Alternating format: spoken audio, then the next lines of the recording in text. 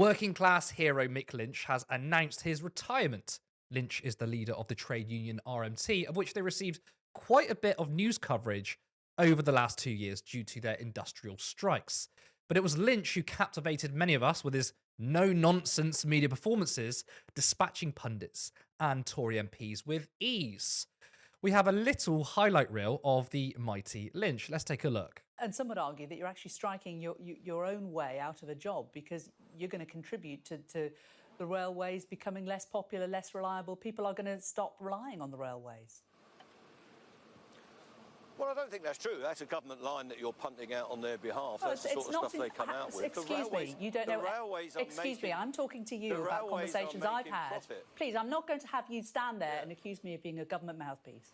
I'm a human being, I'm a middle-aged woman, and I'm a journalist. And I'm talking to you about conversations I've had with people I know. This has got nothing to do with the government. It's exactly the phraseology that I hear across the table from government ministers, almost verbatim. So there you go. Maybe you're just very in tune with what they say. So what we've got is a return to the railway. We've got... OK, well, fine. Maybe they're in tune with the government as well. Now, are you or are you not a Marxist? Because if you are a Marxist, then you're into revolution and into bringing down capitalism. So are you or aren't you? Richard, you do come up with the most remarkable twaddle sometimes, I've got to say. I didn't say you were a Marxist. I'm saying that you're being accused of being a Marxist, and that's not twaddle. That's called reporting. No, I'm not... No, I'm not a Marxist. I'm an elected official of the RMT. I've met every Tory transport minister in the last year. Bus, rail, maritime and the Secretary of State. We've never said we won't meet the Tories. What we said was that they're not at the table. I'm negotiating with the employers. You've also lied that we left negotiations on Saturday and went to a rally. There were no negotiations scheduled for Saturday. You are a liar. We're not special. The whole country is suffering, and we have got a membership and a trade union that is prepared to fight for what we've got. What the rest of the country suffers from is the lack of power, the lack of the ability to organise, and the lack of the wherewithal to take on these employers that are continually driving down wages and making the working class in this country poorer year on year on year. That is just stuff that's written in Conservative Central Office for backbench MPs to spout along with their ministers. Mick. OK, so no sorry to I veterans. don't want this disruption. I don't want people to be inconvenienced, and I want a settlement to this dispute. I can't do that with a backbench MP who's just learnt it off a script. My question to you is, I'm guessing that some of your members will still stay on the picket lines. What will they do if agency workers try to cross those picket lines? Well, we will picket them. What do you think we'll do? We run a picket line and we'll ask them not to go to work. What is it we do? Do we just accept mass redundancies and our people getting poorer year by year, which is the situation since Cameron and Osborne got elected? Public sector workers have been robbed of wages, whether they're in the military, the police force, the health service, the care service, education.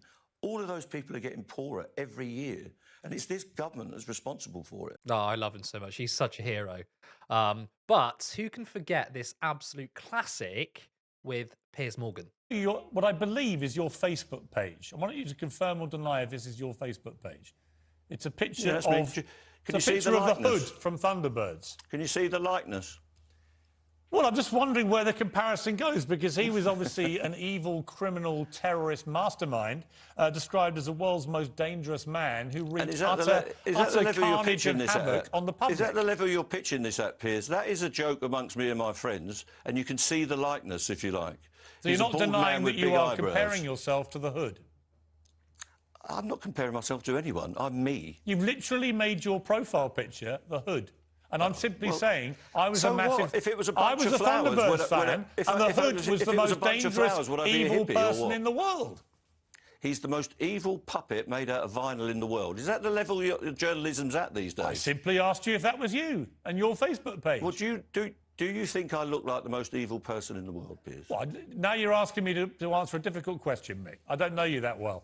All I'm saying is you have personally... I don't think I'm the most evil person in the world. I think I'm a working-class bloke who's leading a trade union in a dispute over jobs, pay and conditions. I understand. If you don't want to be compared to the Hood, probably better not to have the Hood as your profile picture. I think it's quite funny. So do I. But I also like...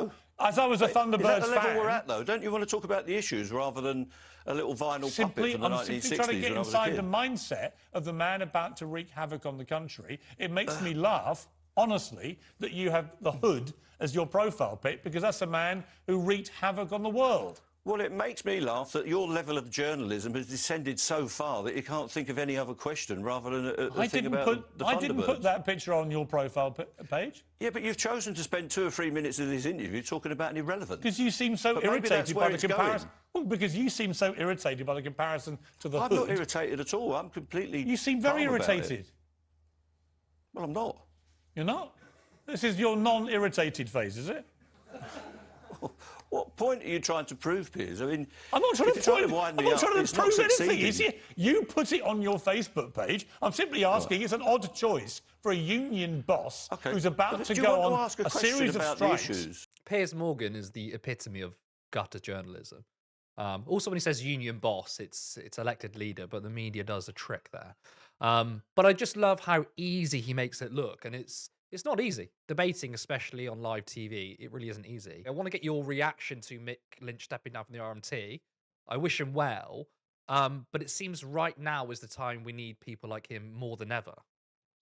Absolutely. I mean, it is unfortunate that we are going to lose somebody like Mick Lynch from a position, a public position in fighting for working class people, because God knows they've been abandoned by plenty of our politicians, where in a time which the Labour Party specifically, who's supposed to be the representation of the trade union movement in our politics, has decided to step back from a pro-worker position front and centre, because they're trying to move themselves away from the kind of political position that they were holding from 2015 to 2019 to now. Obviously, they had a success at the election going after this very specific group of kind of middle income people, because that's where they recognize the swing demographic is.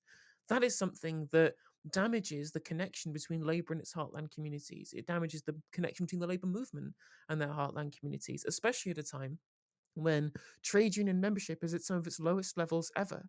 We need people like Mick Lynch in the media constantly, every single day, to remind people that the fundamental position that they hold as trade unionists is the last bulwark of defence against the interest of the bourgeois, the interest of the employers.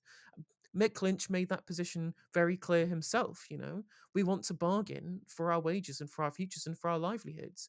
If you don't bargain, what you're going to have to do is beg, right? Those are your choices between the employer and the employee, where the employee must accept what is foisted upon them by the employer unless they stand together collectively. Otherwise, they would have to beg for pay rises, for proper remuneration, for a fair settlement as the people who do the work and who are productive in society.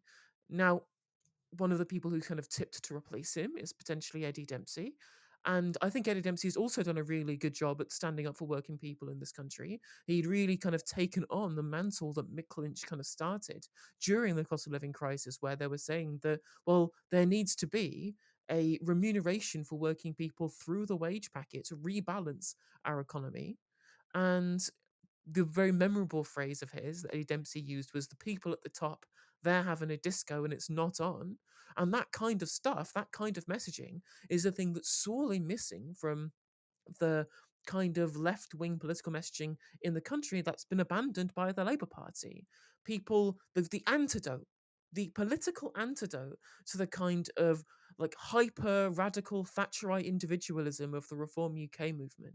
Those kind of people, because I'm looking into the stats on this, Reform UK are tapping into non-voters as much as they are tapping into party switchers from elsewhere, because these people have been left behind by mainstream politics. Those are the exact kind of people that can be won over by the kind of rhetoric that Mick Lynch and Eddie Dempsey espouse by speaking to them sincerely and about the troubles that they feel on a day-to-day basis. I'm glad you brought up Eddie Dempsey, actually, because we've got a video of him.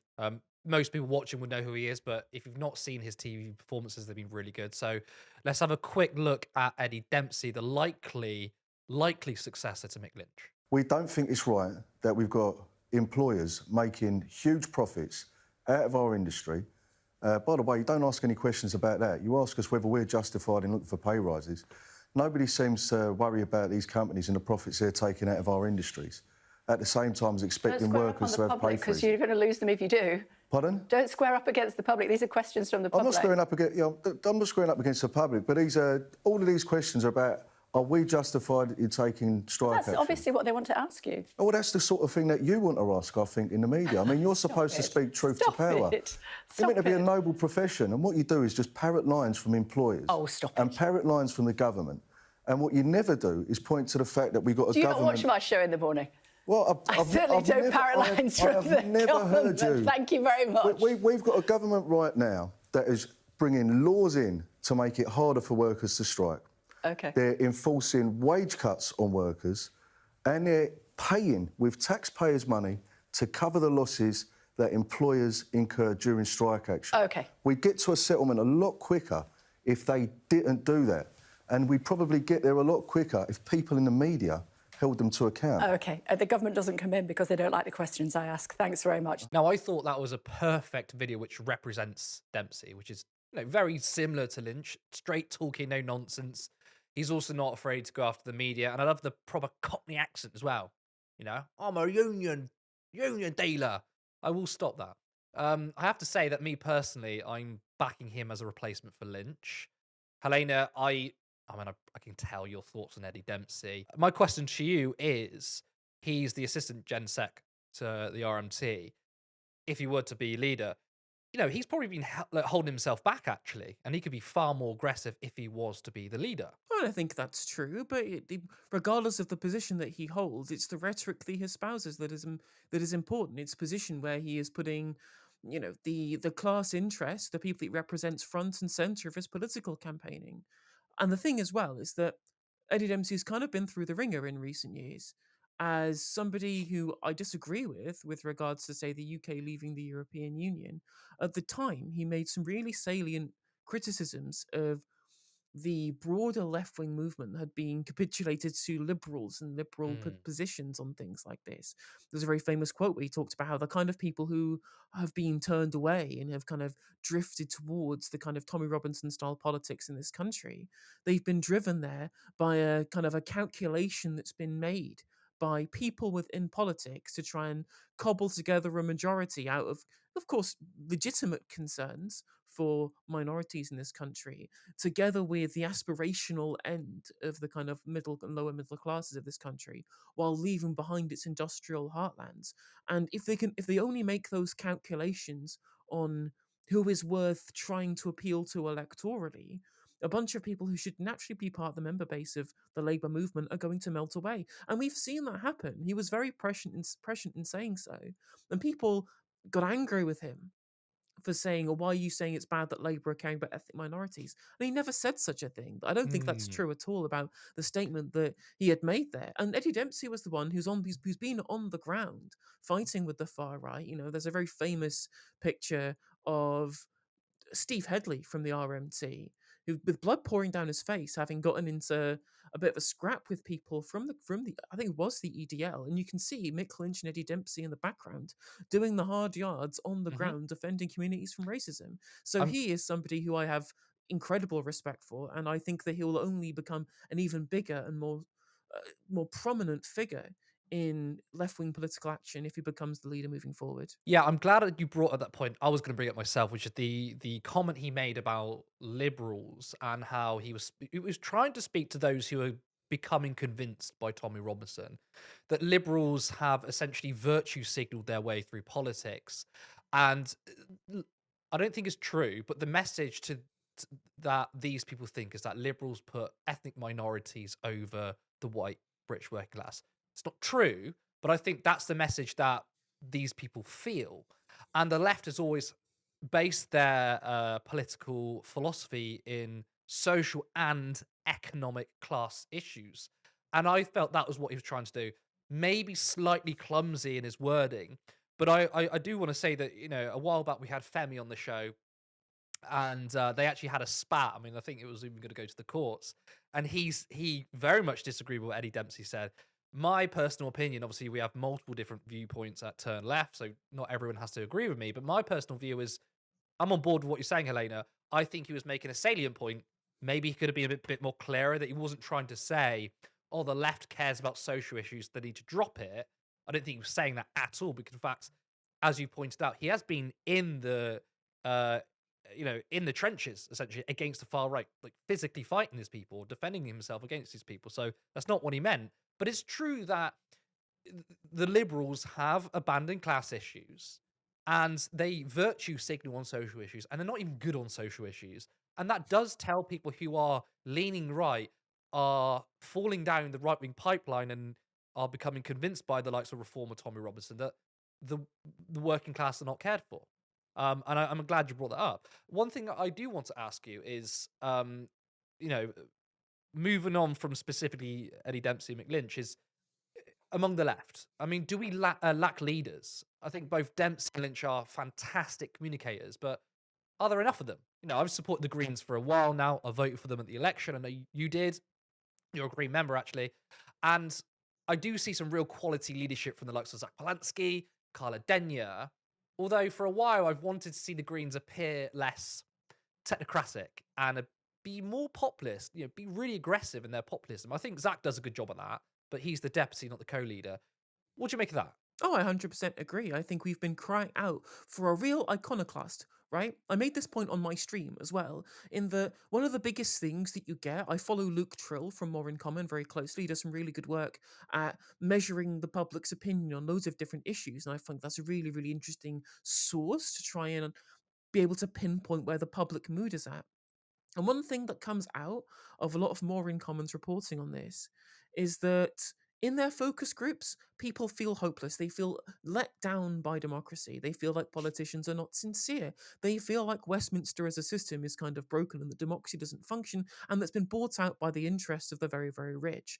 And obviously, Luke is there to try and find out people's opinions on this. And I'm not going to blame him, but the politicians that interpret this data say, well, isn't it bad that people think that our democracy has been bought out by the interests of the super rich? I'm like, no. How about you consider that it has been? Like, it is, weighted in the opinions and in the needs of the very, very richest. The people think that because it's true. And what we need from on the left is politicians who look at the failure of Westminster democracy and point to it head on, who engage with public's disinterest and people's level of dissatisfaction with the failures of democracy, and use that as a position to talk about things from a populist left perspective. And what the Greens' problem is they're trying to play the Westminster game. They're trying to play a parliamentary game that's 10 years out of date. They think they are wedded to this idea that the way in which you want to be politically successful is looking like other politicians, being taken seriously as serious politicians. And that may have been true in, the haircut era of David Cameron. There's no way that's true in 2025. Keir Starmer, Rachel Reeves, all of those kind of people who've essentially tried to get into government off of the back of both Tory failure, but cleaning house within the Labour Party, making sure the adults are back in the room. These people are hated more than anyone else. Rachel Reeves has probably the worst approval rating of any politician in the country at the moment, which obviously isn't helped by international conditions. More on that story later. But regardless, if we want to position ourselves away from these people, really have a sense that we can bring people over who are disenfranchised, because internally within polling, remember how I mentioned Reform are winning over loads of non-voters? The Greens aren't. The Greens are not, within that data, winning over people who didn't vote at the last election. Those should be our bread and butter. People who feel let down and misrepresented by our politics should be where the left wing can win. Unless we change how we approach politics and be more iconoclastic, attack from the outside rather than trying to be part of the inner ring, the more we'll be subsumed by establishment politics and have our message neutered and watered down. That was a problem that we had in 2017, where maybe there wasn't quite the ripe situation for mass movement politics to be a majority of the country, but I think we're certainly in that position now, so this tactic needs to change. Support independent media, support social justice that's there on social media. Thank you. Turn left.